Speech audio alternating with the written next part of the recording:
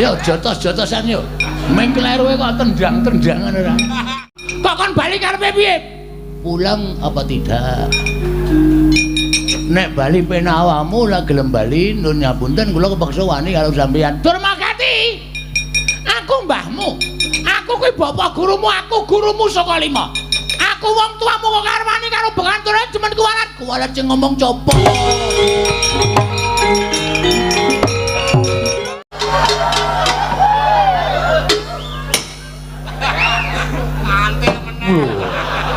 Ya jotos-jotosan yo.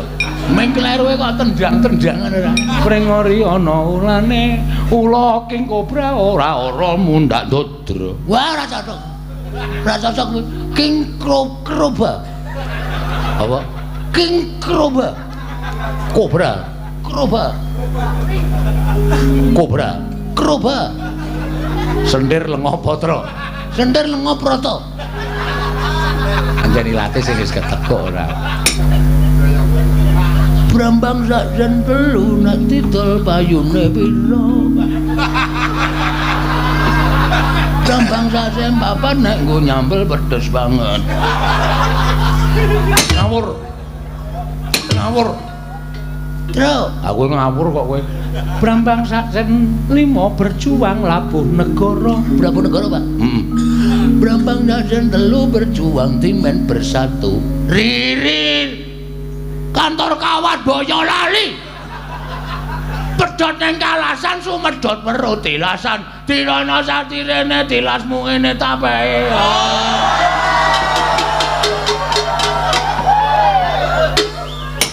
Kula minangka wakiling Koko Prabu Baladewa kon jotosi sampeyan.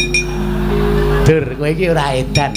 Aku makmu cilik, mangane kula dijotosi Koko Prabu nuwun ngapunten nek sampeyan ora gelem bali, kepeksa kula sing ngajal sampeyan. Bapak Dono kundul. Lho. Bali piye? Iki goleki anakmu Lesmana Mandra Kumara. Anak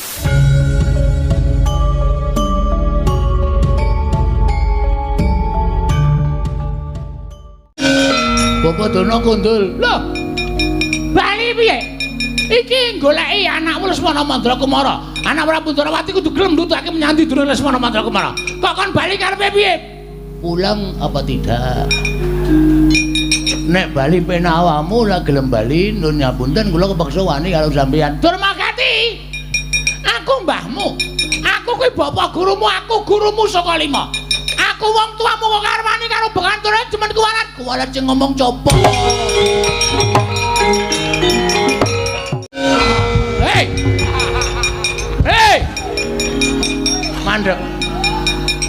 Mandek. Durmagati. Nggih.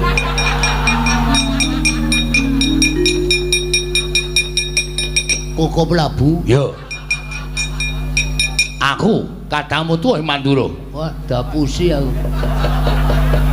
Jalane sing maju sing caki Udawa jebul iki Koko Prabu Baladewa. Ngopo kowe? Mboten napa-napa ajeng balik. Lho. Balik piye? Ning ngerti panjenengan ingkang majeng ana pabalatan mbok modal nek kula wani nek ora wani bali. Siap. Bali aja wani karo Baladewa. Oke. Nek perlu kowe saiki aku tak takon karo kowe. Nggih. Kowe karo Baladewa ki nganggep apa? Kadang Wledha. Kakang kula, Kang Mas Prabu Baladewa. Bagus. Saiki aku tak takon karo kowe. Kowe iki kadang Nalindra. Nggih. Kowe kadang Kyai Prabu Duryudana. Leles. Kowe pernah ya apa? Adine tegese pangkatmu Pengilan Pati. Pangeran Pati iki pangkat sing dhuwur ning kraton. Nggih. Saiki aku tak takon karo kowe. Jujur. Lesmana Mandra Kumara lunga. Kok Begawan Durna dadak takon ning negara Ndrawati ki rak wong golek-golek kok. Bener. Kula jane pun ngelikke ampun cuman pleco teng negara Ndrawati ning ngeyel dolnane ngeyel. Dolnane ngeyel. Kurawa nganti tak jotos iki rak mergo pakardine sing sak isor ing dalamaan. Papan tentrem gawe geger, papan rukun gawe rame mergo saka pokal gawe ning Parasata Kurawa. Leles. Nek kaya ngono iki sing bener sapa? Panjenengan Koko Prabu Baladewa. Sing salah Kulawa. Kulawa gelem bali apa ora? Pulun. Kon bali kabeh. Siap. Durna sing kon bali. Nek ora gelem bali wajibe diotosi, mangkat. Nun. Mangkato. Aduh, kula wau matur napa? Nek sengkune Durna ora gelem bali wajibe diotosi, mangkat. Maksude Durna karo Sengkuni iki nek ora gelem bali Jatasana. Kula. Nek nesu omong sing ngakon Baladewa. Siap.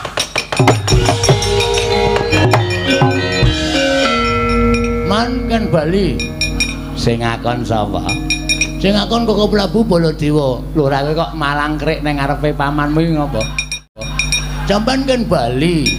Ming jawabane dua saja. Apa? Gelem apa ora? Nek gelem bali penak awake, ora gelem kula minangka wakiling Koko Prabu Baladewa kon jotosi sampeyan. Dur, kowe iki ora edan. Aku makmu cilik, mangane kula dijotosi Koko Prabu nuwun ngapunten nek sampeyan ora gelem bali, kepeksa kula ceng ngajal sampeyan. Kok edan ya.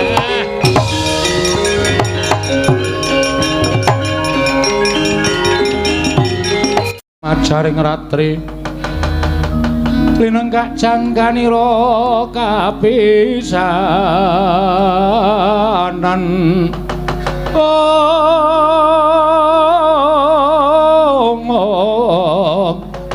aneng prang Bratayuda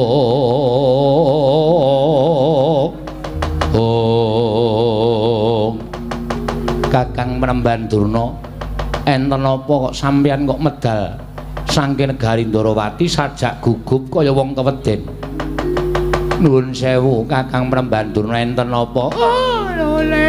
Lole kenthos walu gembol manyar-manyar. Duk neng dungkul wana dadi alas-alas dadi wana.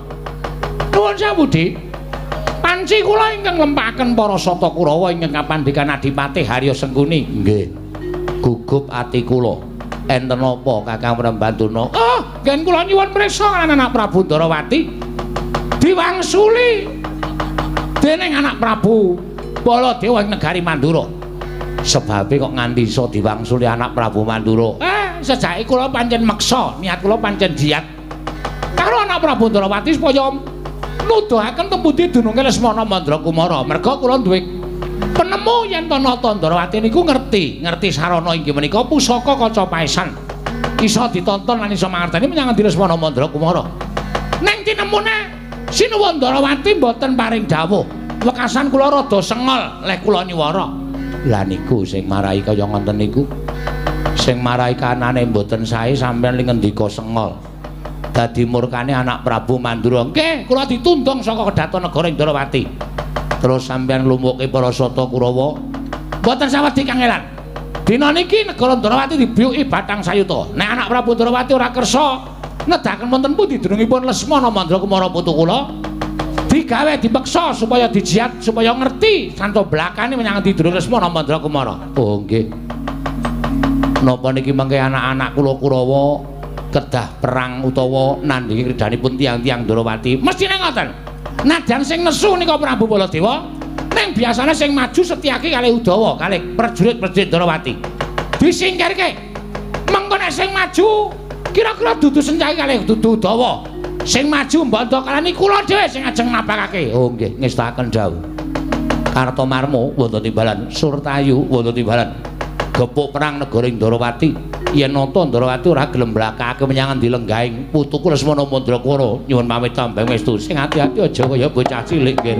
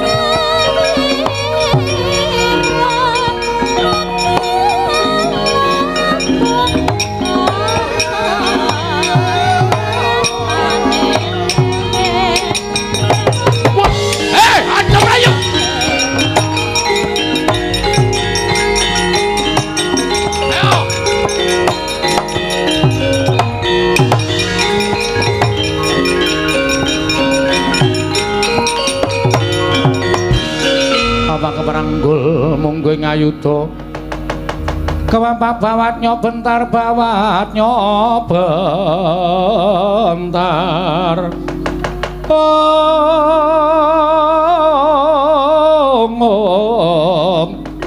kewapak munggo ngaloka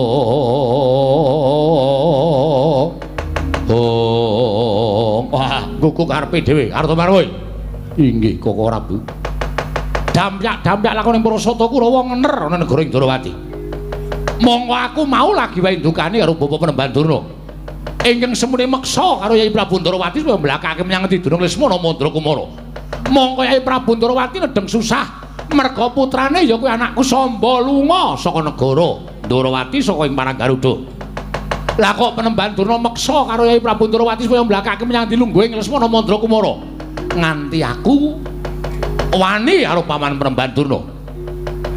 Kowe ndene arep ngopo kowe? Inggih. Inggih piye? Inggih dipun dawuhi dening Bapak Penemban Durna. Didhawuhi ngopo? Inggih dipun dawuhi supados sowan dhateng negari Ndrawati. Kosek wis cetha kowe mapane negara Ndrawati kok dadak kowe matur sowan negara Ndrawati. Niatmu apa? Inggih. Anu Koko Prabu. Niat kula anune sapa? Anu piye? Iya, niat kula jatosipun dipun dawuhi dening Bapak Penemban Durna supados sak mangke meksa dhateng Koko Prabu Ndrawati nedahaken wonten pundi lenggahipun inggih punapun Angger Lesmana Mandra Kumara. Tegese kowe bakal ngramah negara Ndrawati. Kowe bakal gawe geger negara Ndrawati, ya. Sarana kowe meksa Yai Prabu Ndrawati, ngono apa piye? Nyuwun mahapunten. Sekawit Bapak Penemban Durna paring dawuh kaliyan kula, bilih kula kedah mapakaken Senopati Ndrawati kedah ngasuraken Senopati Ndrawati menawi kepengin pinanggih kaliyan anak kula Lesmana Mandra Kumara Setyaki Udawa ora kene sing duwe kewajiban nguturake Kurawa Baladewa. Ayo kowe saiki tanding karo aku dicoba sasuwene urip ana negara Ngastina bareng Puswita marang Yai Prabu Duryudana aku durung tau tate mungsuh para Sata Kurawa dijajal nang kene. Ayo gage kaya apa aku sing tekane pati. Waduh mboten gadah niat pantun kaliyan Paduka Kanjeng Koko Prabu. Piye? Mboten gadah niat pantun kaliyan panjenengan Paduka Kanjeng Koko Prabu. Nek ora wani bali. Nanging menawi wangsul kula dipun dukani Bapak Penemban Durna. Abot endi Durna karo Baladewa? Nggih, nyuwun pangapunten. Nyuwun pangapunten. Nyuwun pangapura piye?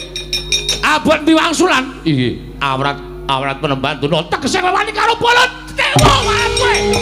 Ayo, rubutan legane aku.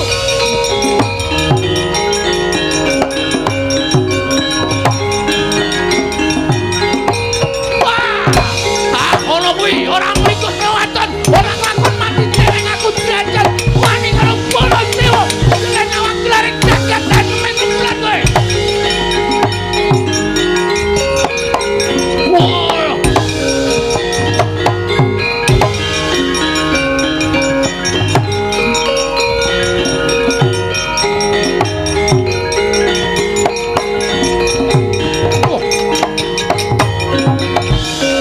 Ayo kakek ngene iki rak ringkes. Ora usah dadak dolanan tumbak gundule atos ayo. Kowe apa aku sing tekaning pati? Koko Prabu estunipun. Kowe ora minggat kok malah cangkepe kula. Aduh mati aku.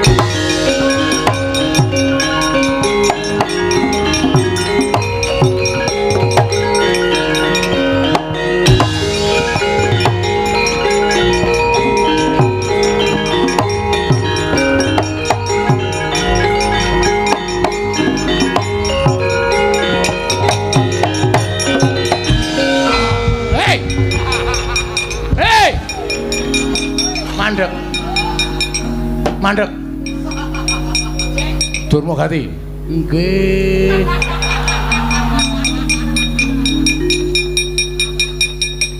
Koko Prabu. Ya. Aku kadangmu tuwa Mandura. Wah, dapusi aku. Dalene sing maju sing Caki Udawa jebul iki Koko Prabu Baladewa. Ngopo kowe? Mboten napa-napa, ajeng balik. Lho. Balik piye?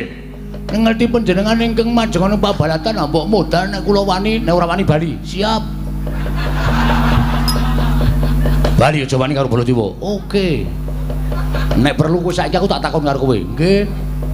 Kowe karo Baladewa ki nganggep apa? Kadang Wledha. Kakang kula, Kang Mas Prabu Baladewa. Bagus. Saiki aku tak takon karo kowe. Kowe iki Kadang Nalindra, nggih. Kowe Kadang Kyai Prabu Duryudana. Leles. Kowe pernah ya apa? Adine tegese pangkatmu Pengilan Pati. Pangeran Pati iki pangkat sing dhuwur ning kraton. Nggih.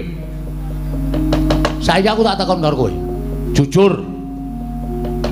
Lesmana Mandrakumara lunga. Kok Begawan Durna dadak takon ning negara Ndrawati ki rak wong golek-golek kok. Bener.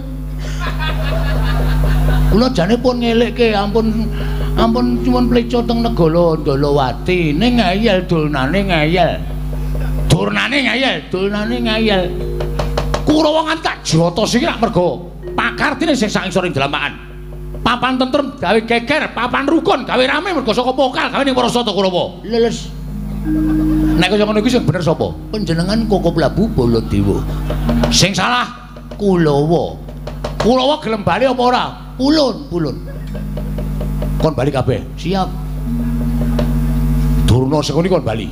Nek ora gelem bali wajibe diotosi, mangkat. Nun. Mangkato. Aduh, kula wau matur napa? Nek sengkune Durna ora gelem bali wajibe diotosi, mangkat. Maksude Durna karo Sengkuni iki nek ora gelem bali Jatasana. Kula. Nek nesu omong sing ngakon Baladewa. Siap.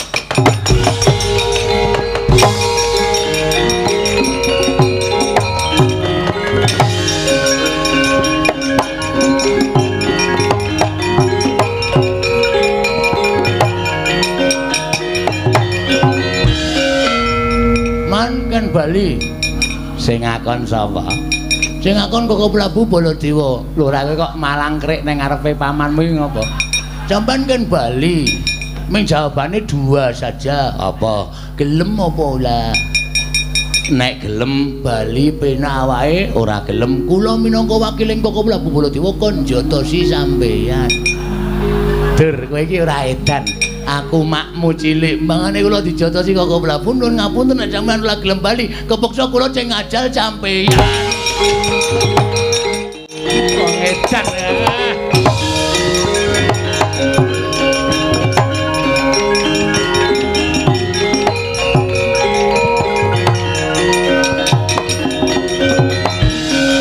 Bapak Durna kundul. Lho. Bali piye? Iki goleki anakmu Lesmana Mandrakumara. Anak Prabu Ndrawati kudu gelem nutake menyandi Durna Lesmana Mandrakumara. Kok kon bali karepe piye? Pulang apa tidak? Nek bali penak awakmu lah gelem bali nun nyapunten kula kepeksa wani karo sampeyan. Durmagati. Aku mbahmu.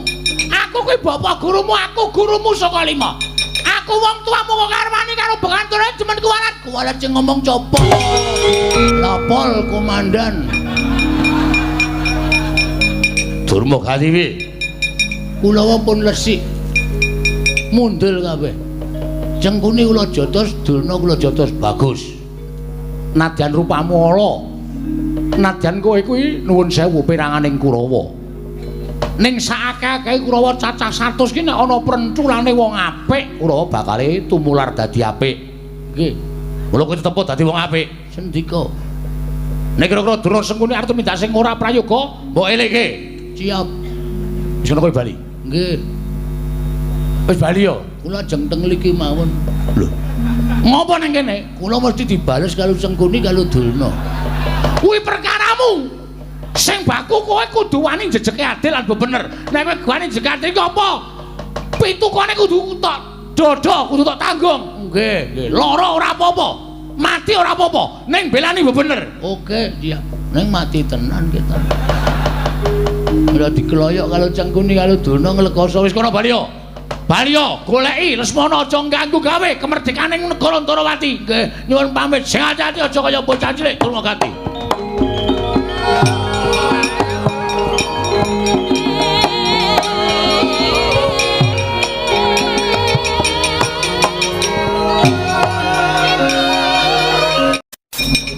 Kembang rawe.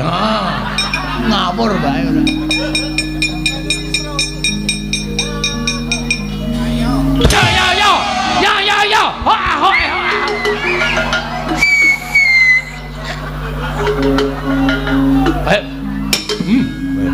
Saka kono kaya wong nguran.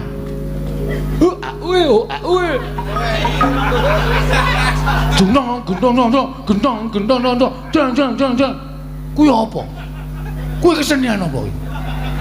Hah? Ra yo apik. Enak apa wong urip ning alam donya. Sae tatose. Aduh, lolo wis kangelan dipaitu. Ya ora gembus. Ya ora yo, Nduk. Waduh. Aduh. Ngapunten, Mbak, ngapunten.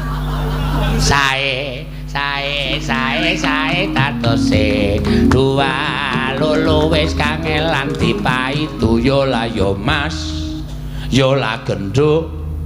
Neno.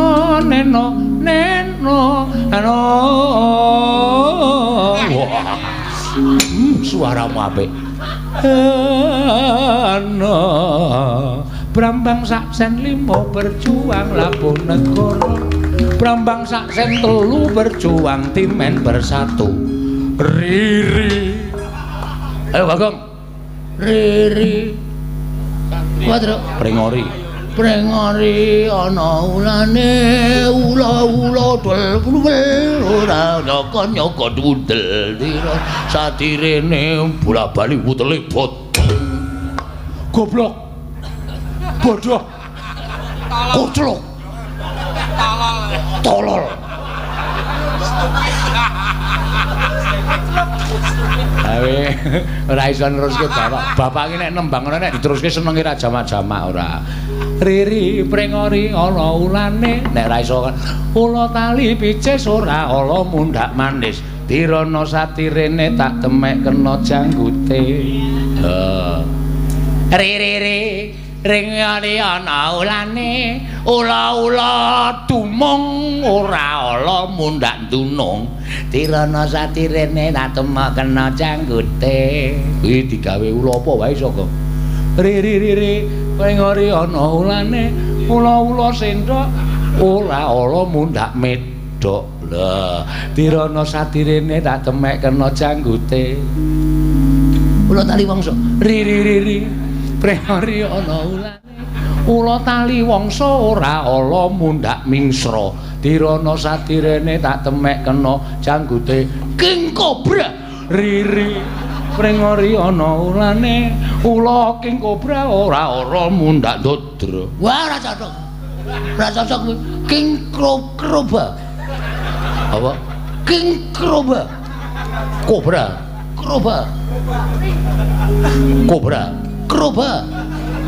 Sendir lenga patra. Sendir lenga prata. Anjani latih sing wis keteko ora. Mau lagu apa to? Jineman ular kambang. Kowe nek iso nembang kuwi karo bapak mesti disayang kok njaluk apa dituruti. Enak apa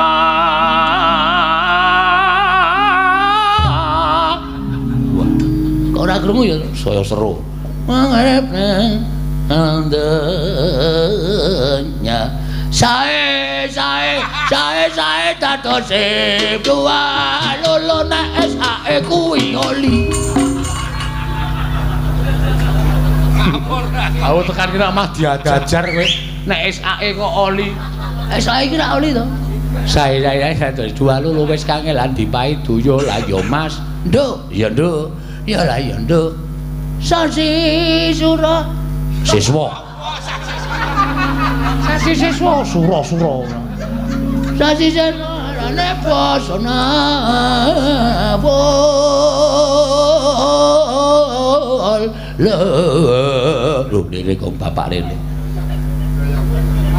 Brambang sakjen telu nek didol payune pira. Brambang sakjen papat nek nggo nyambel pedes banget. Ngawur. Tro, aku ngawur kok kowe. Brambang Sajen 5 berjuang labuh negara. Labuh negara, Pak? Brambang Sajen 3 berjuang timen bersatu. Ririn. Kantor kawat Boyolali. Pedhot ning kalasan sumedhot weruh tilasan. Dirana satirene tilasmu ngene tapeke.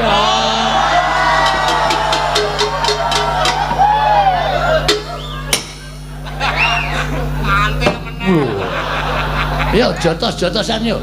Ming kleruwe kok tendang-tendangan ora.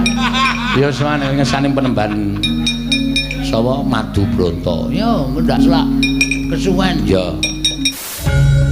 Kusumayana sumawur.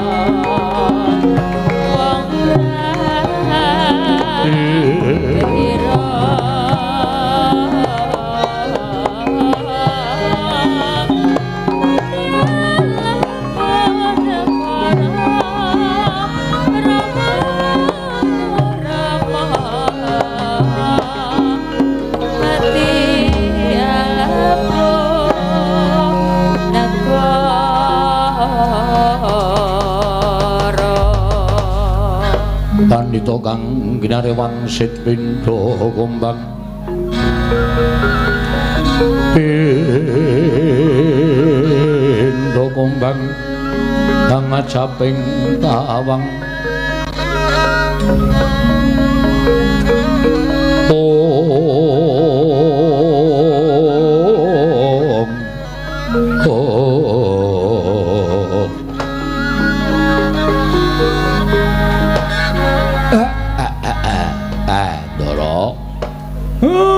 Nemban pinten-pinten dinten boten kepareng medal saking pertapan niki kok lenggah enten pecerabaan.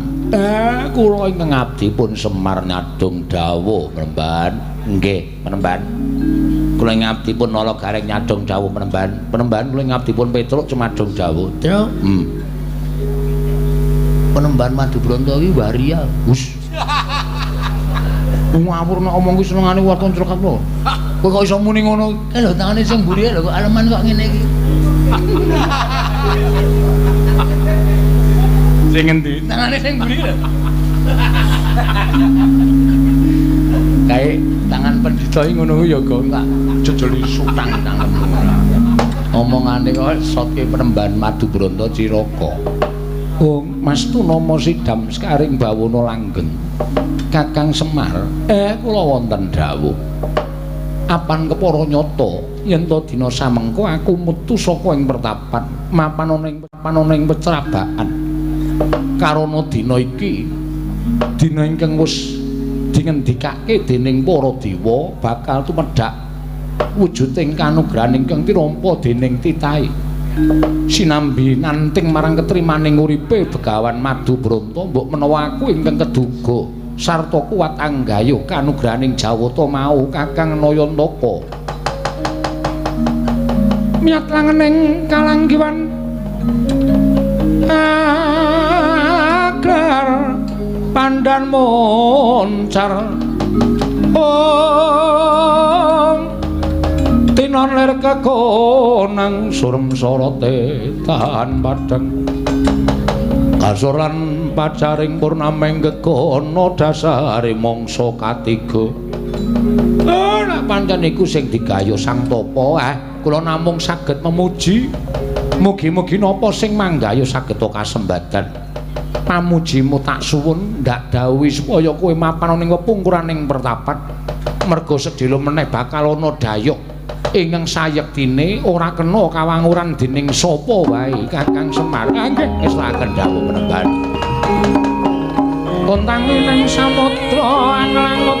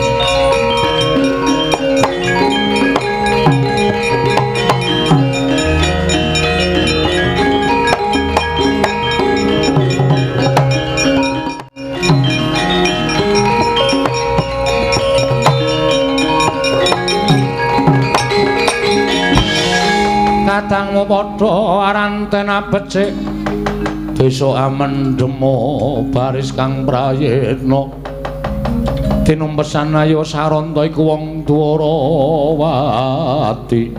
wong Mas Tunama sidam sekaring bawana langgeng penemban aja kaget aku ingkang prapta ning pertapan mringin putih sira Sang Mahayogi banget nggone nglakoni gentur tapa brata semedi maladihening mongko aku wis ngerti marang ceceking penggaling Sang Penemban ya Sang Pinandhita tanole kejaba mung gayuh tumruning wahyu kanugraning dewa Penemban gandeng ndak sawang saka paningal permana jati katon resik jiwaning Penemban madu bronto ing wringin putih mula saka penemuku ya mung sira ingkang pantes dadi swarganing wahyu cakraning Rat Penemban.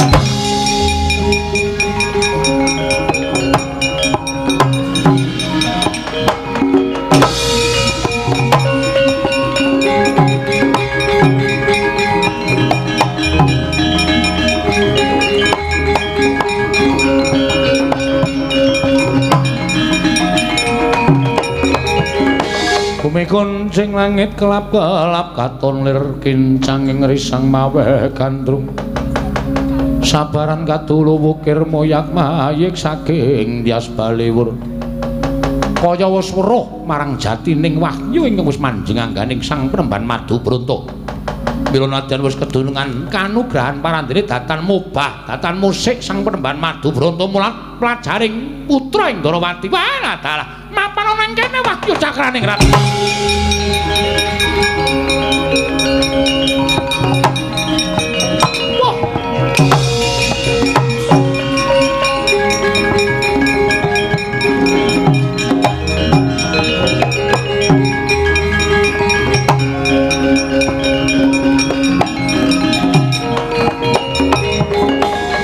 nuwun sewu Radi kaget raos sing manahipun ingkang abdipun Madu Bronto. Raden panjenengan menika sinten?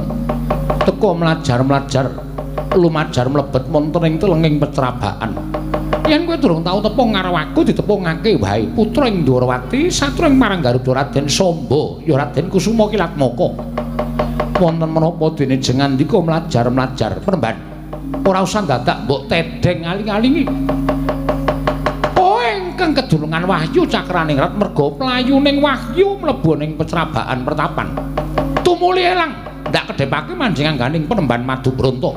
Mula kang sengko kuwi ora usah dadak kakehan gunem sing tanpa guna praptaning putra ing Dwarawati ana ngarepaning Penemban Madu Bronto. Saya timung kepengin nyuwun wahyu bakal ndak boyong. nyuwun pangapunten. Estunipun kula mboten badhe owel sarta anggrundel nyaosaken wahyu. Nanging kados pundi anggen kula badhe nyaosaken jernyatanipun sak mangke sampun lenggah momong dhateng jagadipun Madu Bronto. Kula mboten saged ngaturaken dhateng jengandika Raden. Yen ngono aku ingkang bakal ngrudha paripeksa. Lho, lajeng serananipun anggen paduka badhe ngrudha paripeksa. Kowe tak pateni wahyu oncat wahyu bakal manjing angganing Raden Samba ya Raden Kusuma Kilatmaka.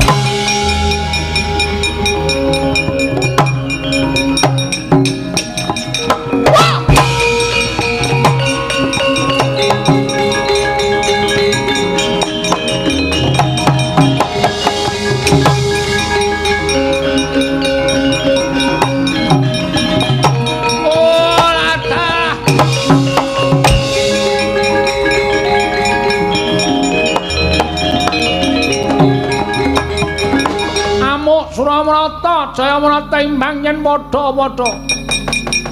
Aku bareng mlayune putra Ndarawati kadangku Kakang Samba Wisnu Bratangga ning oyak-oyak wahyu.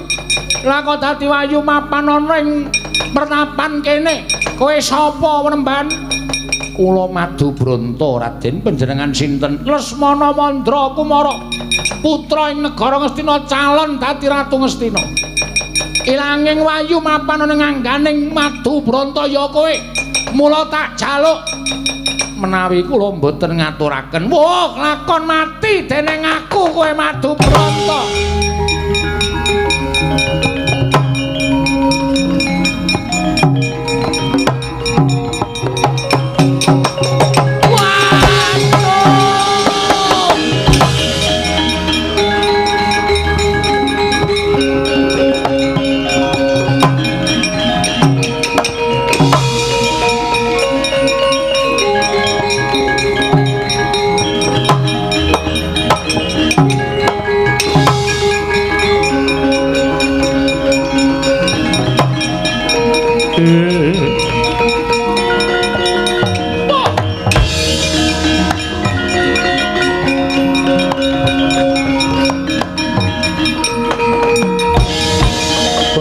Kancing langit kelap-lapaton lir kincanging risang mawe gandrung Angger Samba. Aman.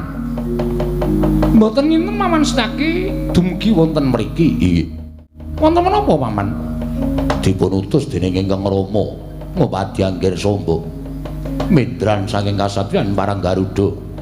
Mboten kok pados kamuktening pribadi kula namung napakaken dhateng gesang kula. Liripun kula tapa wonten ing wana Krendrayana nggayuh wahyu cakraning rap ingkang sekawit wahyu sampun mapan angganipun ingkang putra ing Parang Garuda nanging oncat tumuli mapan wonten ing pertapan Wringin Putih manjing angganipun pandhita muda nami Madu Bronto. Kula suwun boten dipun paringaken badhe kula pejahi. Kula kenging daya perbawa kontal kaprapal kendang kapracundang. Paman kepasang yuk ya katujuh ngene. Paman rawuh wonten ing mapan mriki kula nyuwun senjata pitulung Pendhita Madu Bronto kapejahana. Nggih. Kula dumugi mriki mrika dipun dawuh supados madosi Angger Samba. Menapa mboten langkung prayogi menawi menapa ing sampun paduka lampahi menika dipun aturaken ingkang Rama Narendra ing Ndarawati. Sinten ngertos ingkang Rama saged belani dhateng Angger Samba. Oh inggih, inggih ngestaken dawuh Paman.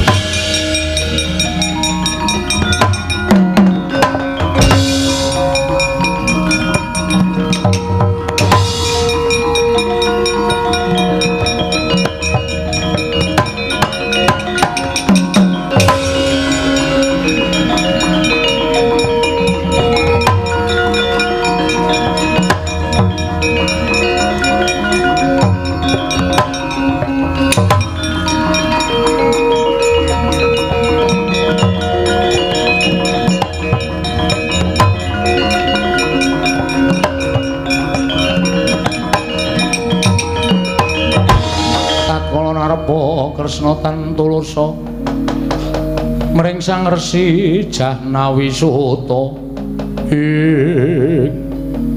Koko Rabu piye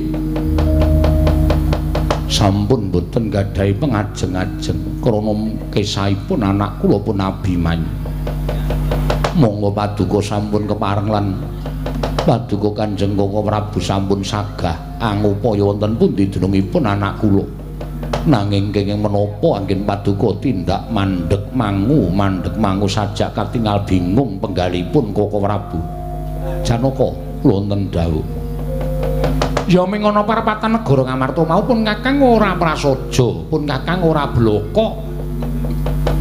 Upamata pun Kakang kuwi nyambut gawe ora bakal bisa rampung merga penggalin pun Kakang uga ora jenjem, atiku uga ora jenak.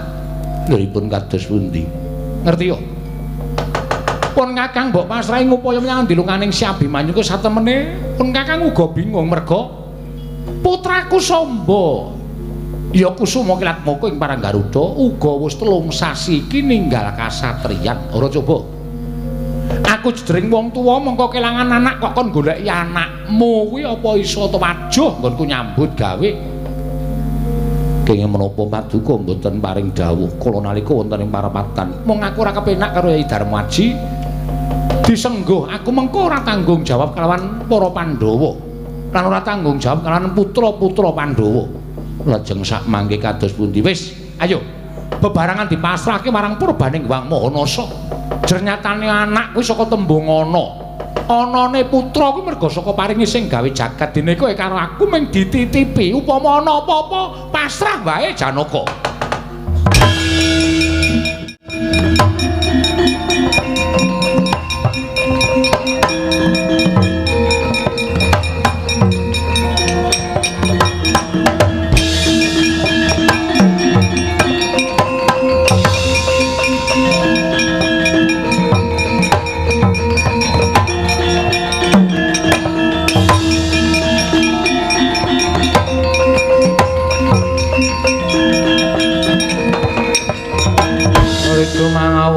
Awur wurahan tengaraning ajurit gong maguru gongso Samba inggih kula Kanjeng Rama kula ngaturaken bekti kula kunjuk ya tak tampa pangestune wong atuwamu tampanana kula pun dinggo jimat paripih Setyaki wonten timbalan pinter nggonmu ngupaya kaliyan anakmu Samba nggih samangke sampun kula aturaken Koko Prabu ya tak tampa ya mung ana apa lah kok gegaping paningalmu ora kaya adat sabene Rama sampun ngantos mlepataken dhateng jasad kula mboten lepat wong lunga saka kasatriyan suwene 3 sasi mongko ora pamit kok ora rupangsane luput inggih namung kisah kula menika mboten nuruti dhateng pribadi kula piyambak namung kula menika istripun nggayuh kanugrahan lho Gusti Samba nggayuh kanugrahan inggih seranane kula nglampahi tapa wonten telenging wana Krendayana nampi sasmitaning dewa bilih Jawata matedaken kanugrahan wujudipun wahyu cakraningrat Rama mugi andadosna ing kawuningan ing sekawet tinampi kasutapan kula wahyu manjing angganipun ing kemutra pun Samba nanging boten dangu wahyu oncat tumuli kula oyak manjing wonten ing pertapan naminipun pertapan Ngringin Putih wonten pandhita muda naminipun Begawan Madu Bronto wahyu manjing angganipun Begawan Madu Bronto tumuli kula boten trima wahyu kula suwun mboten dipun paringaken Madu Bronto badhe kula pejahi nanging kula kenging daya kemanden kontal kaprapal kendang kapracundang tumuli kula pinanggih kaliyan Paman Setyaki kosek to lah wong sing jeneng Wahyu kuwi mapane ana ing angganing titah kuwi ora dipeksa merga Wahyu kuwi kanugrahaning Hyang Mahanasa tumrap titahe ingkang pancen bener becik nglakoni uripe sarta kewajibane kanthi tuntas. Lah kok dadi kowe kok kaya bocah cilik ana wahyu kok sing kedunungan ayu arep tok pateni terus wahyune uncat manjing nang kowe napa piye? Sirmu ngono iya. Inggih.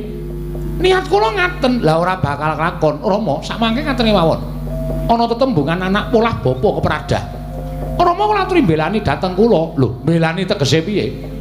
Rama kula aturi mejahi Madu Bronto. Lah nek aku kon mateni Madu Bronto aku ora sagu. Aku ora sagu.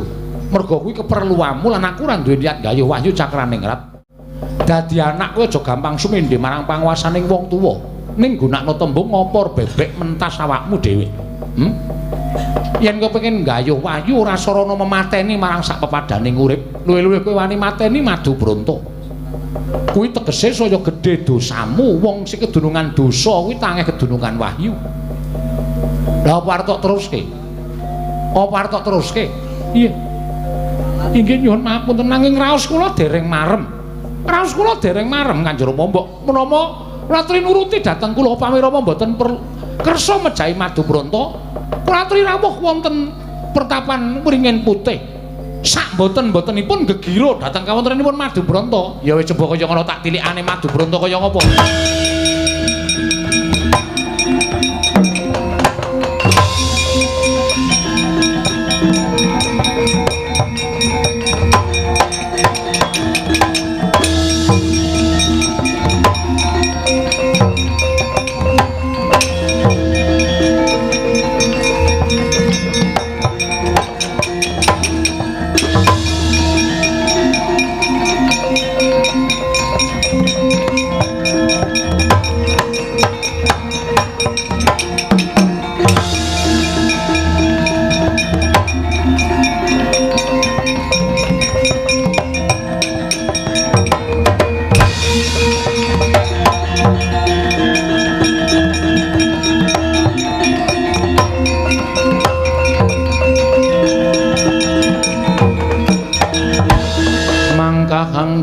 Sesumbar lindho bumi kuncing kumaludhuk kuntur ketup ing tobat iki to ing ngaran Madubranta inggih menika Pandya Betari Durga iya pancen mengkono wonten menapa teka mlebet pertapan ketingal ngisih siyung pasuryan abrit amber gadak katandha bilih paduka Sang Pandya Betari Durga nedeng nawung duka para nyata sruning deduganku ora ali kejaba amung marang kowe Madubranta kowe ngungasake kaprawiran kowe ngundurake putu Lesmana Mandra kemarin kepengin gayuh wujuding wayu cakrane mbok weneke apa ora mboten badhe kula aturaken dhateng sinten kemawon yen ngono kowe wani karo aku mumpung dereng kelajeng Pandya Betari Durga monggo kamurkanipun Pandya Betari Durga menika mboten saged awas paningalipun menawi panjenengan awas paningalipun mestinipun boten badhe kawiyos pangendika paduka ing mekaten menika kala wau krana nyuwurupi sinten ingkang lenggah wonten ing singasana adipapan plenggan ingkang ngabdipun Madubranta tobat pukulun pangapunten pukulun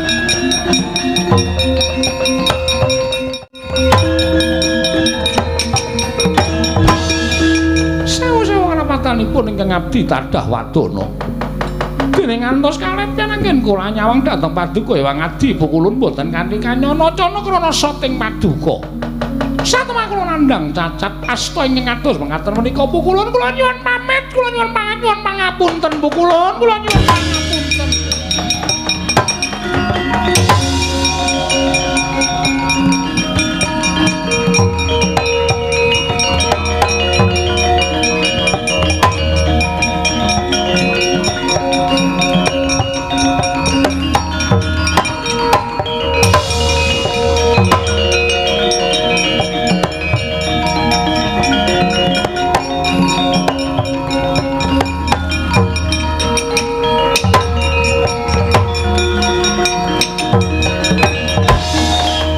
Bala Pandhawa mbyuk gumulung mangung siring sata Kurawa ing apa iki ngaran Madubranta inggih sinuwun kula ing ngabdi ngringin putih pun begawan Madubranta paduka Nalindra Dwarawati lha dalah pancen wasis pancen titis kang dadi paningalmu ya aku Ratu Dwarawati iki adhiku Werkudara apa dene Janaka lajeng kepareng paduka kados pundi menapa badhe ngruda peksa kaliyan ingkang abdipun Madubranta anggen paduka mbelani dhateng ingkang putra pun Raden Samba menawi paduka badhe paring pidana dhateng kula monggo sinuwun kula mboten badhe owel agengipun katigasa jangga kula mboten badhe selak waton menika dados sarana anggen paduka saged mbelani dhateng ingkang putra nadyan ingkang putra tumindakipun kados mekaten menika namung emanipun menawi ngantos paduka sinuwun Prabu Ndrawati menika mbelani dhateng Raden Samba menapa mboten ateges panjenengan menika bebasanipun mboten dhahar nangka nanging gabul pulutipun Eman temen ing atasipun panjenengan menika titicing Sang Hyang Bathara Wisnu teka panjenengan boten priksa dhateng ngabdipun Madu Branta. Waduh mati aku ah.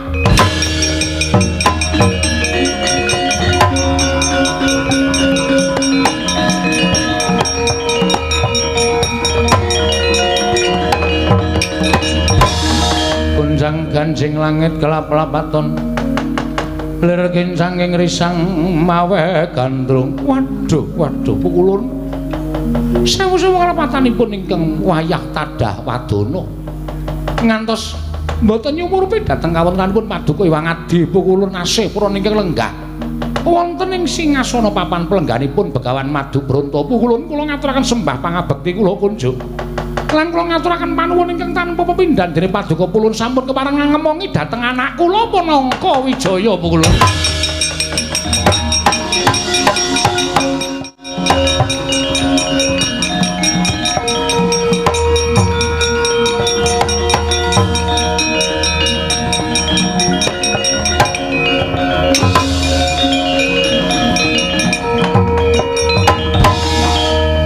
Kresna apanulun ingkang wis miji kelawan Si Abimanyu ya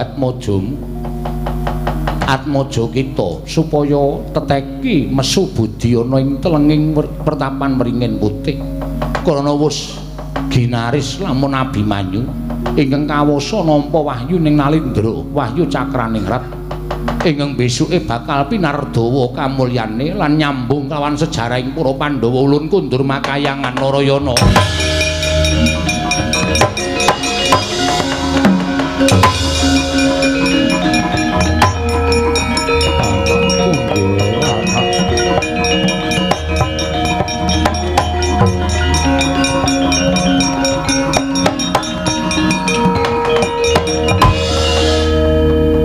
Kaya wis ora duwe pangarep-arep wong atuam goleki kelawan kowe Abimanyu. Nyuwun mangapunten Kanjeng Rama ingkang putra namung sendika ndhawuhipun Sang Hyang Asih Prana kedah nilar dhateng kasatyaning Tanjung Anom inggih Plongkowati. Ora apa-apa cah bagus wadon kabeh dadi sarana kamulyanmu kabeh pun Rama bakal ngapura spira keluputamu. Kenal penemban madu dosane manuke padha ngene kungkuan. Apa, Kang? Kan Madu Branta ora ana itu. Ha apa? Sing ana Ndara Abimanyu. Aku ora wis diomongi Semar to. Kan Madu Branta kuwi bendarane awake dhewe. Kowe mung ora tanggap. Aku ki ora tau ngoncaki Sasmita kaya ngono kuwi. Sing taun saiki mung ngimpen, tak buka ana ing 1001 malam. Wo.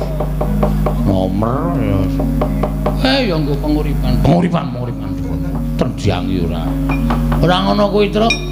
Arjuna nuntun maring adal Abimanyu kantinen bali marang negara Ngamarta.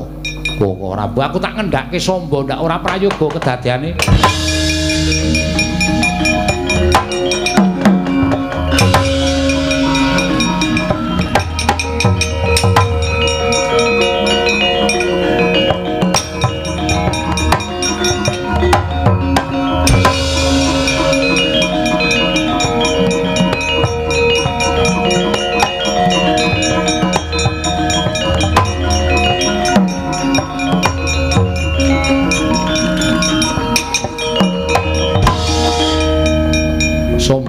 Nuntun maring adhawu kowe tak jarwani ning aja kaget lan aja kogel kagelan atimu ya iya.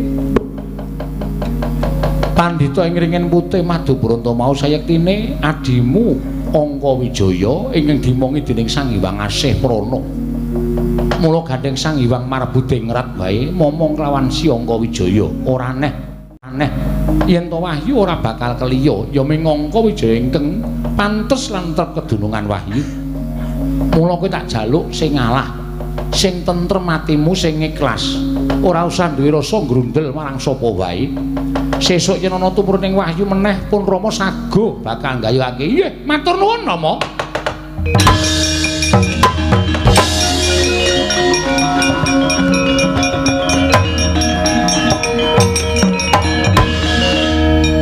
Sajake Kang Putra kok kagul. le tindak mlayu banter banget mboten tumuju teng negara Ndarawati. Petro. Nom-noman kaya Samba ingkang ora kulina digula wentah rasane mesti kaya mengkono, nggih. Kagol kok gelanatine dikira wong tuane ora mbelani marang anak. Lah nika nek tindak nika terus pripun? Wis ben pancen kudu kaya ngene kodrat lelakoning si Samba. Merga pancen besok bakal ana lelakon ingkang ana sambung rapete karo anakku. Oh nggih, manut mawon, Ndara.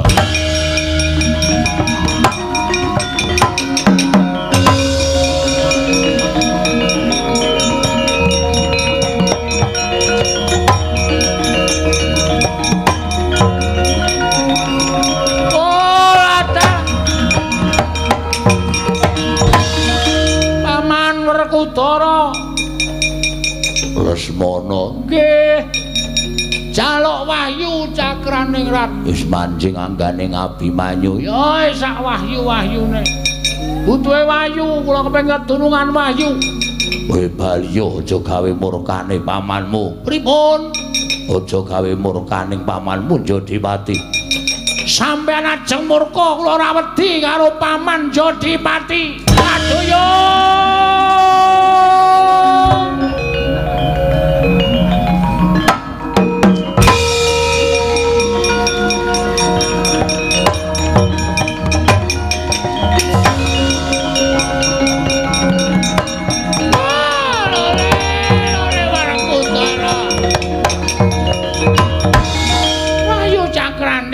golek ana wahyu liyane cakrane lan isih pirang-pirang kang bakal mudhun ana ing jagat.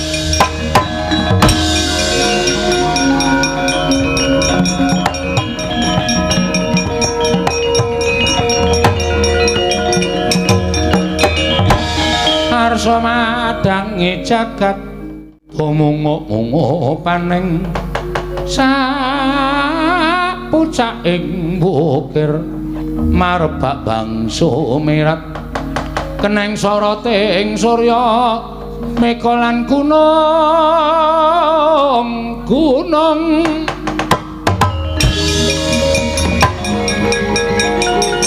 woi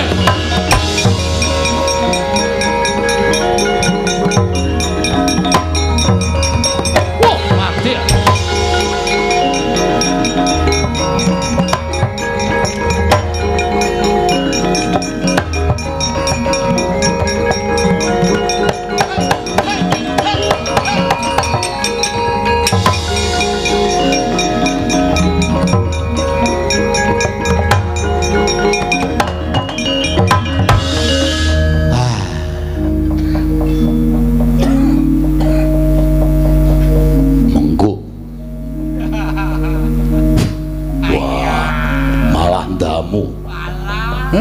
sampean niku senengane kok. Kula niku wis tuwa, dadi watuk niku gawane wong tuwek kaya kula. Wah, Dipolyo. Nggih. Ben Purwamadya wusana pun paripurna, Den.